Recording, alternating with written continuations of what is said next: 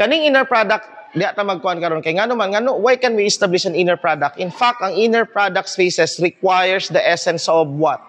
The essence of a dual space. Why do you think is that? I don't think that inner product you can have an inner product space without establishing a dual space. Now, we define, okay, definition. Okay, so, hindi rin ano, a linear transformation, let's call this T, which is actually, it takes a vector from V to W, a linear transformation, T, okay, such that T takes any vector from V to another vector space W. You have two vector spaces here. W under the field F plus and times, no? You have two vector spaces. And then such that you have, such that property, first property. This is T of V1 plus V2 equals T V1 plus T V2. And 2 is T of some alpha. Okay, here V1 and V2 are element of V. And T alpha V is equal to alpha T of V. Alpha, an element of the field, is a scalar. This is a linear transformation. Now, we define a special type of linear transformation called linear functional. A linear transformation or a linear functional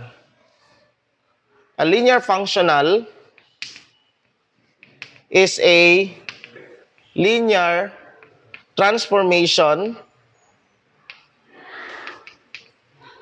Linear functional is a linear transformation. Let's call this, ana lang siguro? Is this the standard na ginagamit, ano? L, such that L takes from V to W, and W is the vector space, and W is just the field mismo. Right? A linear functional is a linear transformation L, no, meaning it's a subset of all the linear transformation, right? Such that this W here is actually what? The field F. Or maybe, let's just define it in such that V takes to F, right? So that's a linear functional.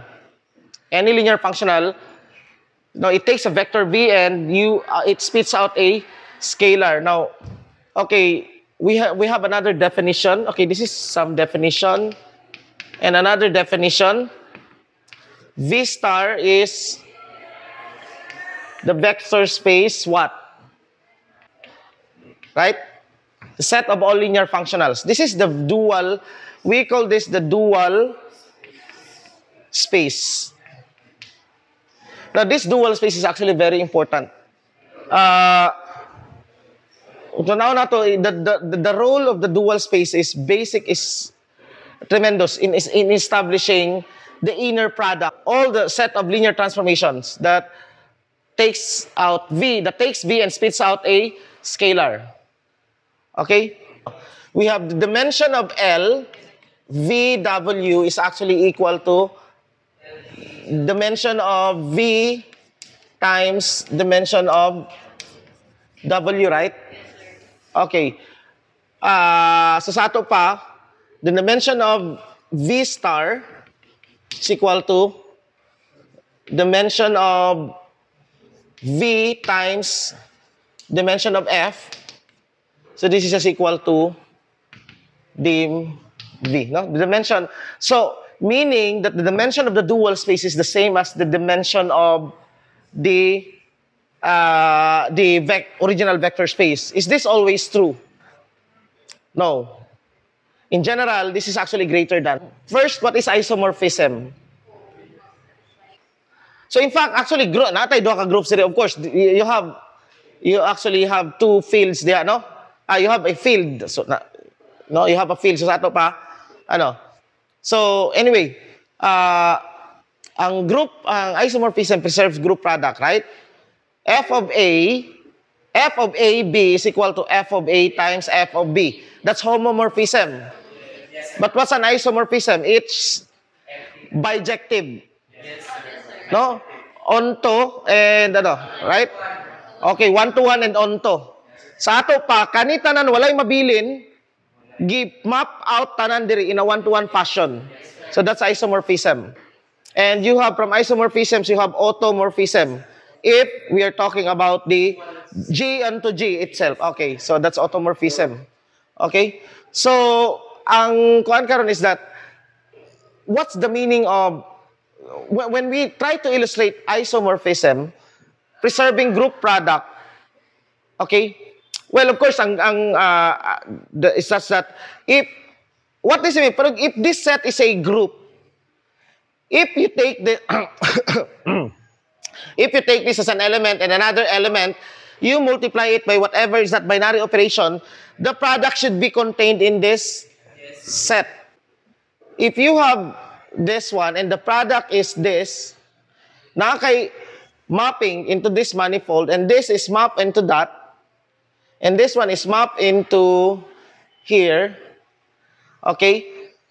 And if you take the binary operation in here, dire, if you take this one and it maps here, sa ato pa, this must map dire, into that one.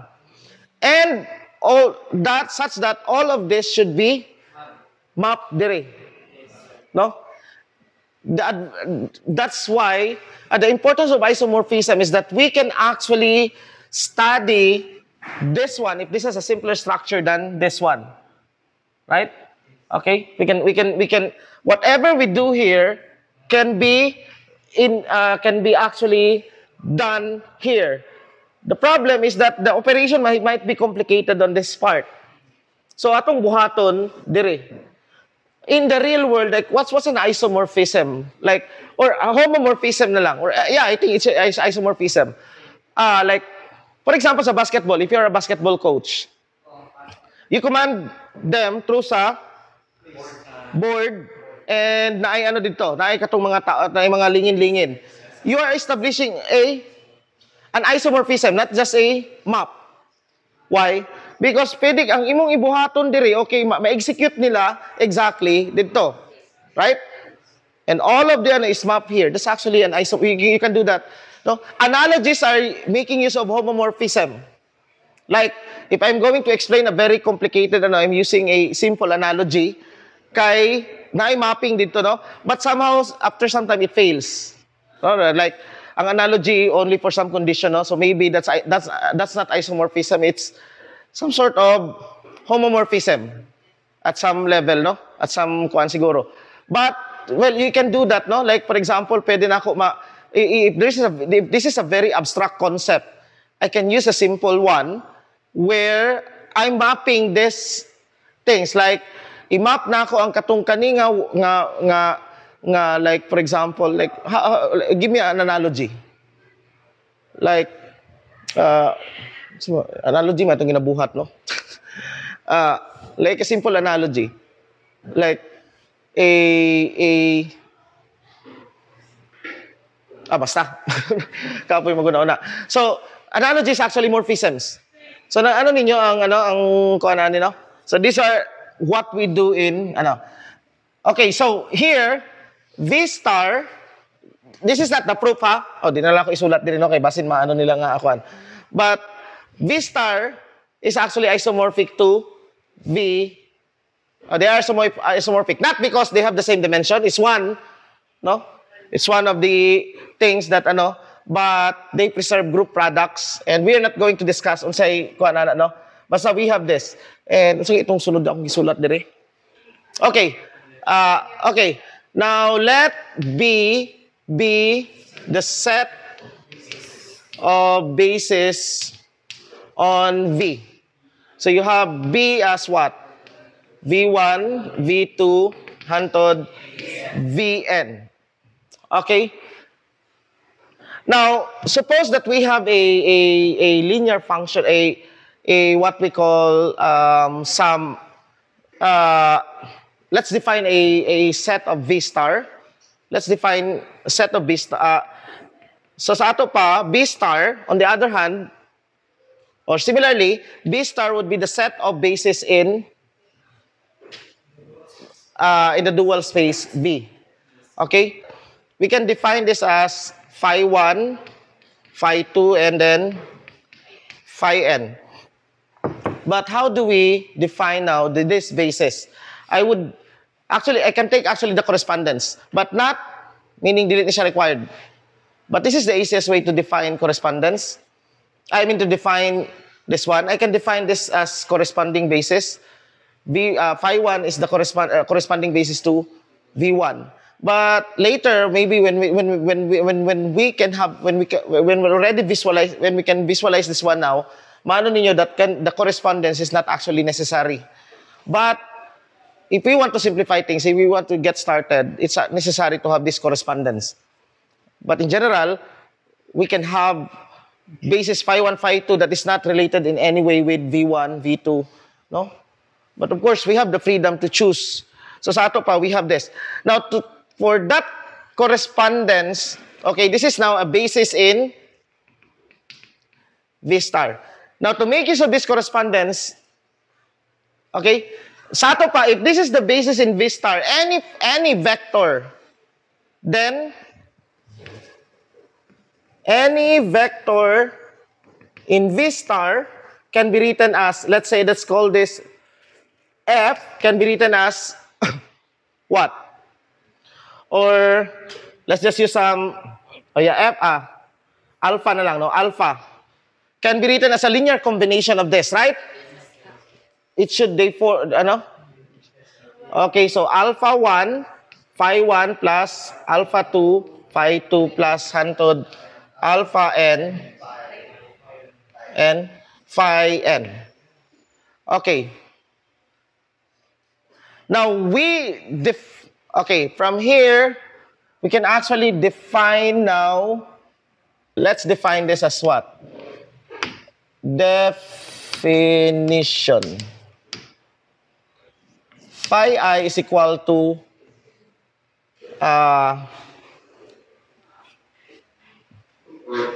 phi I such that phi I of Vj equals Kronecker delta Ij. 0 whenever I is not equal to J, and 1 whenever I is equal to J. Sa ato pa, this will form an identity matrix, di ba? Okay, it's an element of the identity matrix. Okay, we define this one, phi I is equal to phi J. This is the easiest definition that we can actually come up with. Ang question is, what is now alpha? How does alpha, how would alpha be? How would you express alpha? Okay, the set of dual spaces, murag think of this as, they don't have meaning of their own.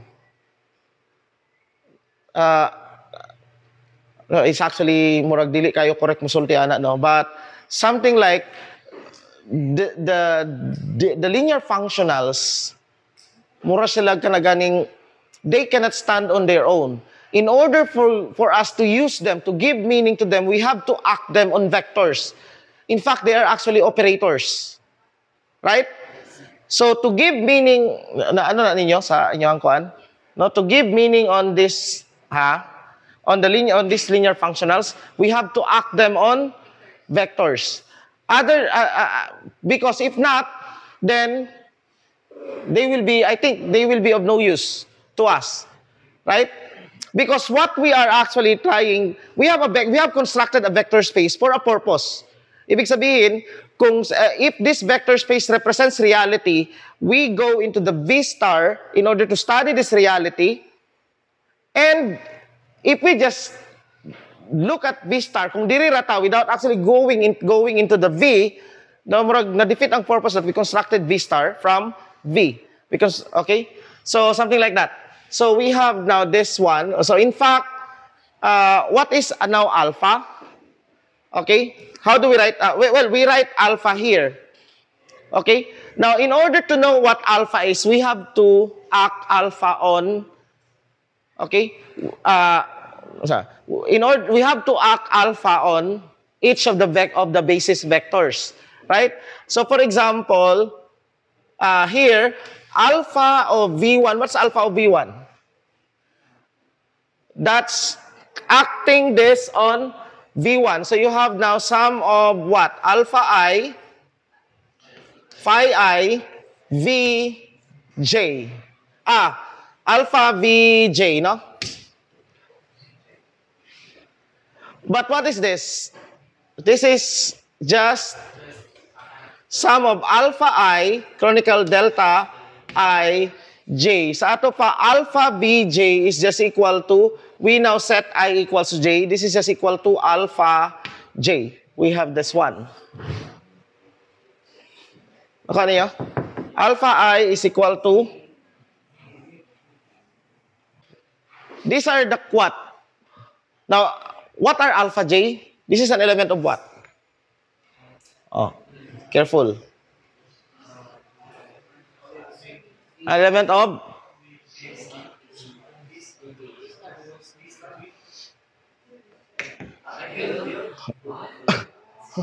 the components are elements of the field. But phi's are elements of course. But phi i's are element of V star. These are basis vectors in V star. Okay? And in fact, importante na siya because in a higher, like what I've discussed sa amo ang electromag, you have V star cross V star spaces. Bilinear form, multilinear form. You have actually the dual spaces. Napagani double-dual, that's not, the double-dual is not the V star, V times V star. Napay double-dual spaces. Okay, na yung mga kuan ana. Ba actually amo nang sa ilaha kay katong na yung mga kaning ginatawag nato nga there will be a necessity to define a double-dual space. Okay? In the sense that okay, when we understood the meaning of this functions here, this linear functionals phi, the way we define it like this, kanila nga is that it actually opens the necessity to define another dual spaces. Okay? In fact, naay ginatawag, kay counterpart karon no? We have this counterpart. If we can think of the vector, okay, I think we can I should write this counterpart. I'll use also the counterpart or also the counterpart. What's the proper term? Dili counterpart kana ganing murag kaning correspondence. We can actually define this correspondence, no? Let's say B is actually given by E1, which is formally this is given by that hantod En. The vector B is written as what? The sum of Vi or Vi diri sa ta times Ei, no? And later, we will not be discussing that. But there will be a necessity that we need to raise this. We form what we call, in fact, sa tensor notation, this will be written as Vi, Ei. There will be a necessity to differentiate two types of vectors. The vectors and the covectors. Kaya nga naman, they behave oppositely. We call this a contravariant vector and a covariant vector. In fact, Pero dili nato na siya ano diri nga kuan, pero that's the consequence siya pag abot sa geometry. Okay? So, dili na sa ato na siya kuan no.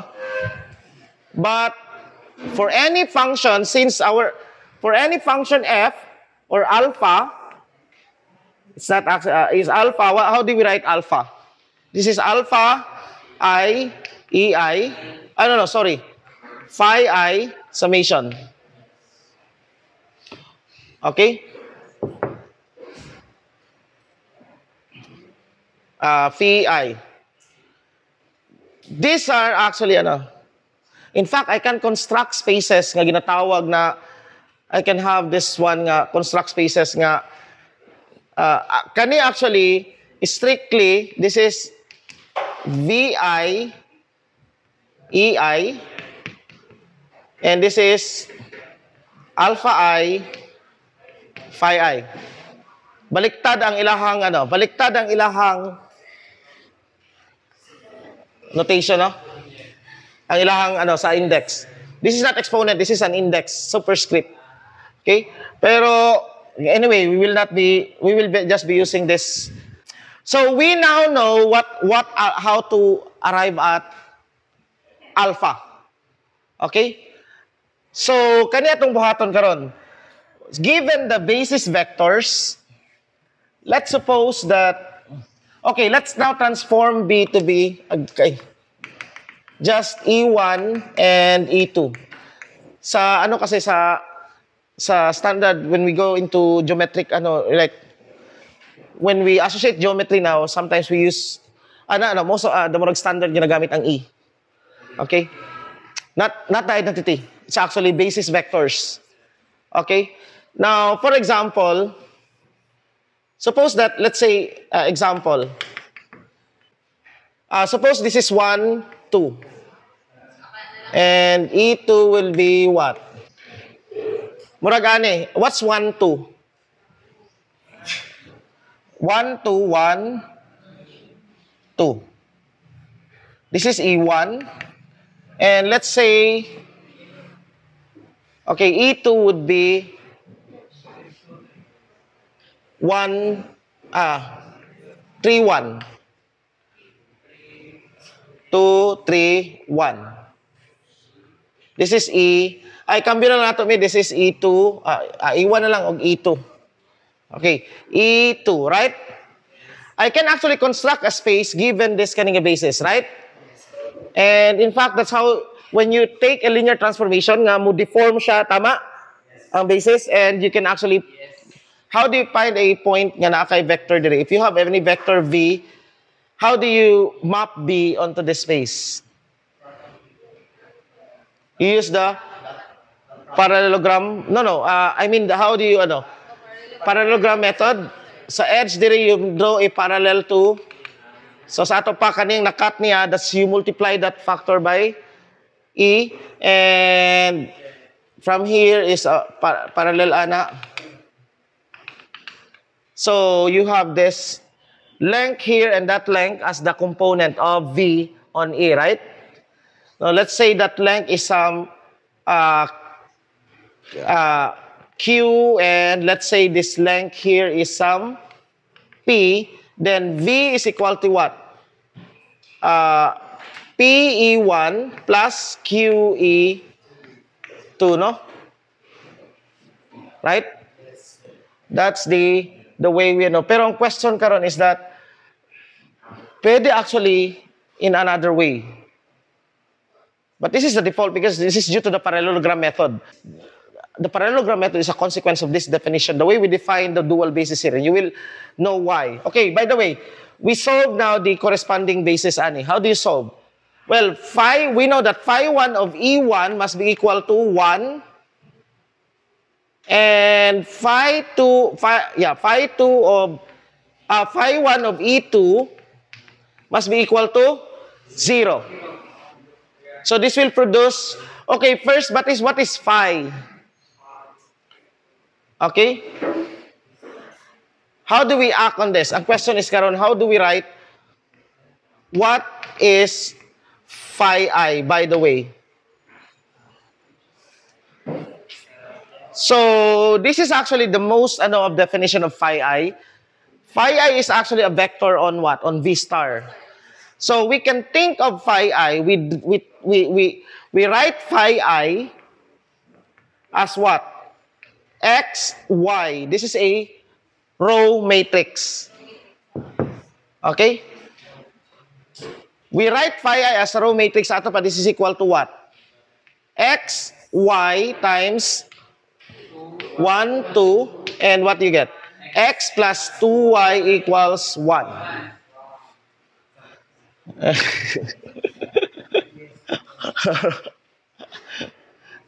This is X, Y times 3, 1, and this should be equal to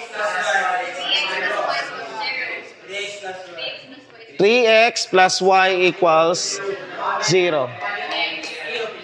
We solve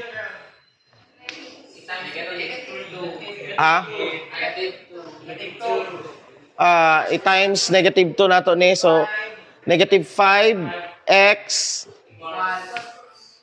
1. X equals what?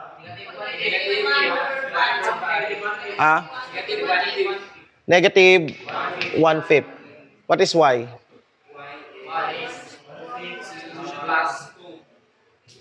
Y now will be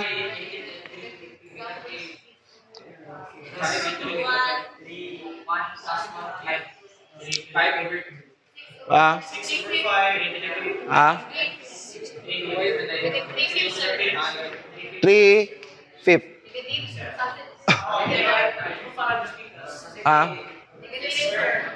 Asasa. 3/5? Negative? Sakto ne? Sakto.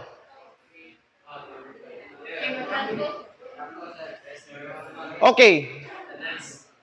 So sa ato pa, phi 1 will be, from here, phi 1 would be what? Negative 1/5 sum, actually, ang ginatawag ani nga basis 1, 0, no? F of 1, 0. Ay,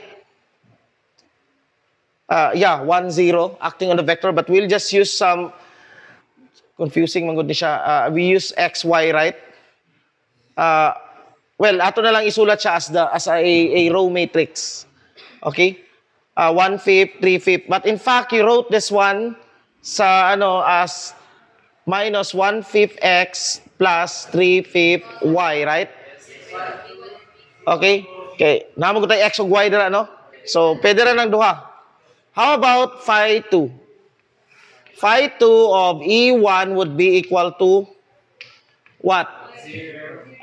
3x plus y equals 0. And phi 2 of E2 would be what?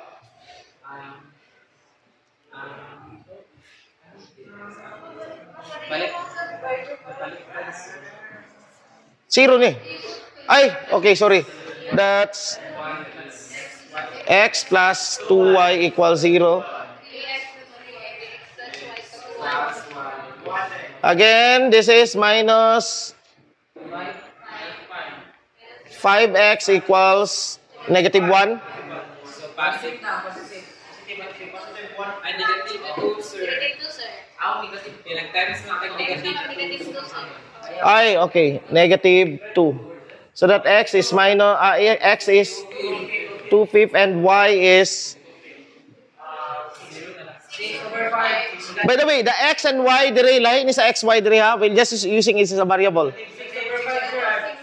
Okay? We're just using it as a variable here. This is negative 6 over 5. Sure na? Ha?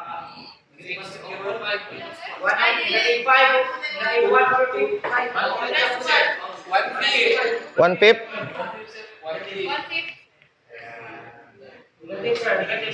Negative? Okay, sa ato pa now, we have the two basis vectors. The two bases, okay? The basis now, B star, okay, therefore, this star would be what?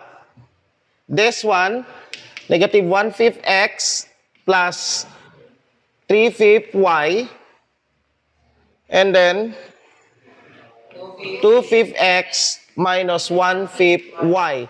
Now, this is what we need to make sense of this. Okay, to make sense of this, let's look at the two equations. These are lines. Diba?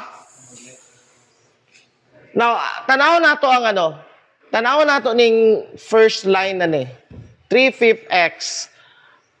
When we set this to equal to 0, let's actually, these are family of lines, nakita ninyo?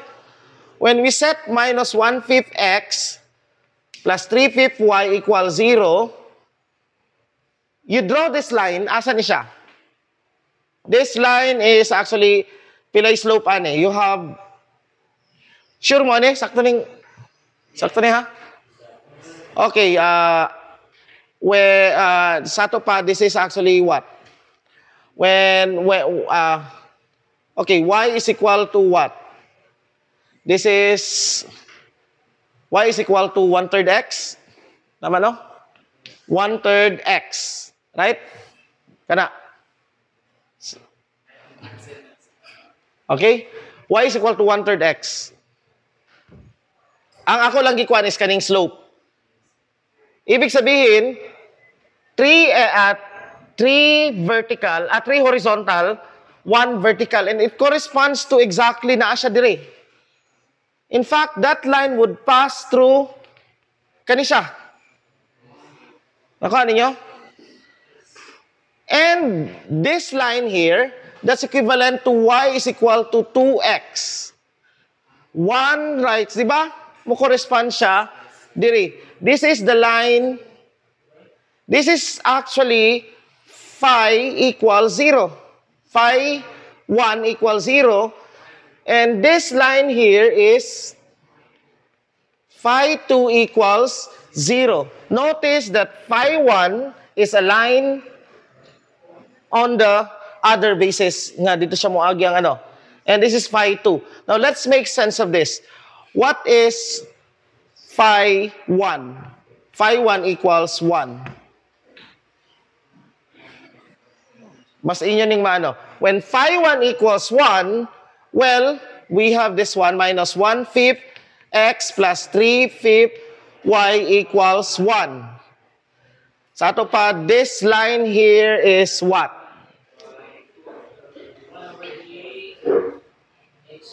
Y is equal to 1/3 x plus 5. Tama? 1/3 x plus 5. Okay? Right? Now, let's substitute the point na sayop ko. Phi 2 man din, no? Phi 2. How about, niagi ni siya sa point 1, 2. How about sa point 1, 2? This is the line, right? This is phi 1 equals 1, right? Niagi ba ni siya sa point nga, let's look at if niagi siya sa point nga 1, 2. Does this point satisfy this equation? 2, 1, yes. 2. Asa man ang point 1, 2? Kani. Kani, right? And we draw a line whose slope is 1/3. Sa ato pa, we draw a line parallel to this line here. Kani nga line is ang phi 1 equals 1. Right? So sa ato pa, malocate na nato ang phi 1 equals 2. Kani, equal interval actually. You can show that this will pass through what? Phi 1 equals 2 will pass through times 2 ani nga point. What this point here? This must be pila. This is 2, 4, right? Yes. Now solve for tanawang ano? Phi 2 phi 1, then isa no, phi 1 equals 2. Solve for phi 1 equals 2. So, minus 1/5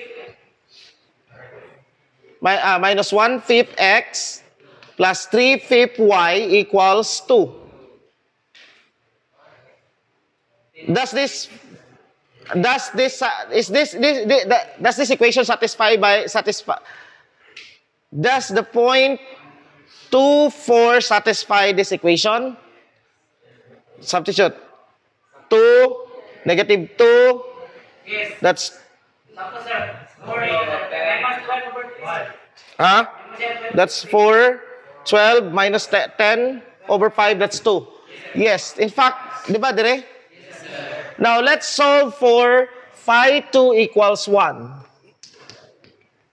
This means that asang phi 2? Kanino? O ba ni? 2/5 x minus 1/5 y equals 1. Okay.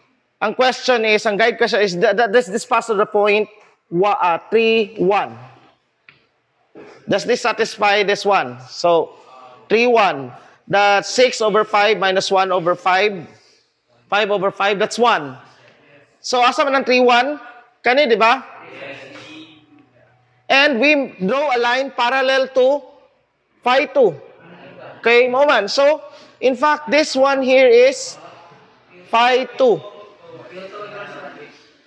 And this one here will be, mubutang na po kadiri og isa ka ana, this will be phi equals, so kaninga space is actually the grid lines. They will make the V star. Na ano ninyo?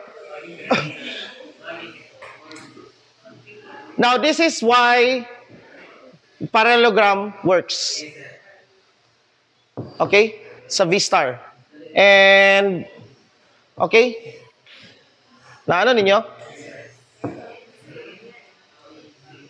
So, all of this is actually, asa ang phi 1 equals negative 1? Well, ato lang kung ano ni siya dire, no? Bubutang tawag isa ka ano dire, this is phi 1 equals negative 1. Ano no, phi 2 equals negative 1 dire. Phi 1 equals negative 1 dire. In fact, we can have this vector. For example, kaninga vector, we can call this vector u. Tanawa ha? Vector u, okay, what is phi 1 of u? Phi 1 of u. Phi 1 of u would be what? Kaninga vector, no? Phi 1 of u would be, pila ka phi 1 ang naigo sa u? 1, 2, 3. Phi 2 of u would be what? Ha? Asa? Ha? Asa? Phi 2 of u would be 1. Right? So this is 1. Now, ane? Tanaw na to ha? Kaninga vector is actually this point, tanaw na to, ato ni siyang kuanon. Unsa equation ani nga line? Sa ato pa kaninga point is intersection ani duha nga line, tama? Now let's find this vector by looking at the intersection point of these two lines here. Unsa ni nga line? Phi 1 equals unsa ni nga line? Ha? Ha? So sa ato pa we have the equation minus 1/5 x plus 3/5 y equals no 1 3 phi 1 mo man din ang phi 1 no equals 3 and then the other one equation is kani this line is phi 2 equals 1 which is 2/5 x minus 1/5 y equals 1. Where is the intersection point? Well, just multiply na to 5. We have minus x plus 3y equals 15. Tama? Yes. 2x minus y equals 5 times 2. So 2x, 6y, 30. So 5y equals 35. Y equals 7. How about X? X now equals?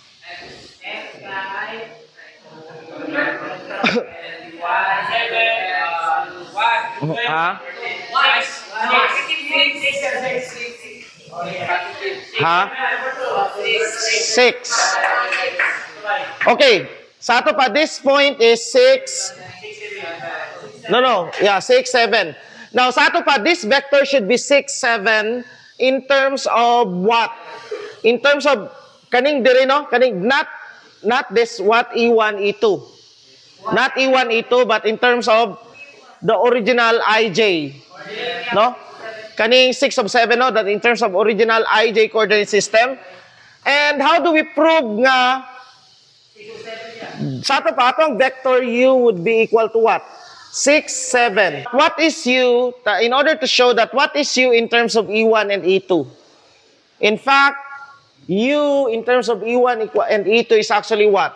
U is 3E1 plus E2. Tama? Tulo ka E1, that's actually 3E1 plus E2. Now, tanawa. Phi 1 of U will be equal to what? Phi 3, this is linear functional. 3 phi 1 E1 plus phi 1 E2. This is 0. Right?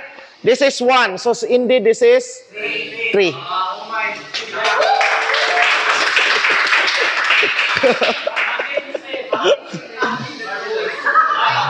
Kunyari yan.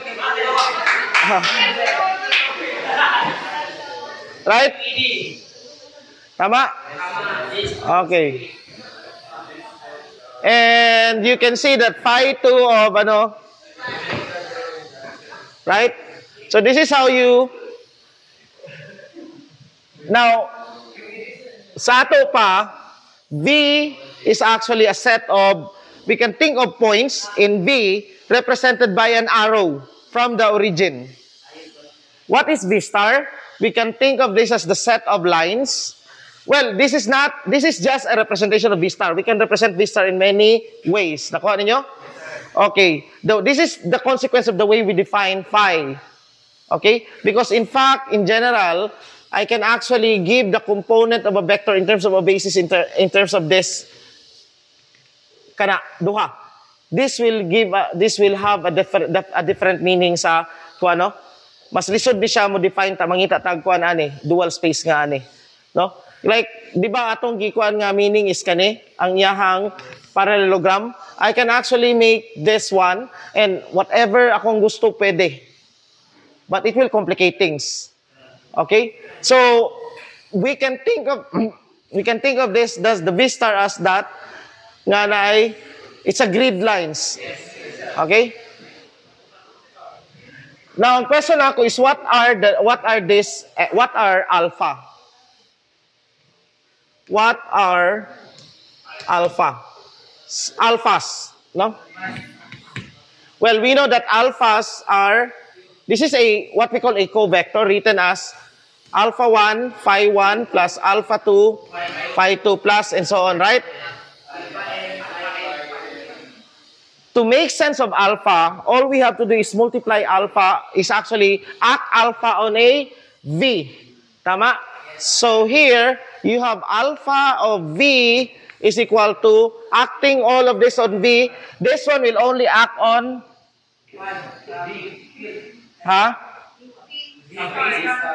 Okay, this is alpha. Okay, this is atong ikuan sa this is summation of what?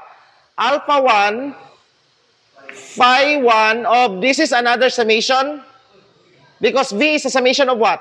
Vj Ej, right? This is I. This is I, right? Nakuha?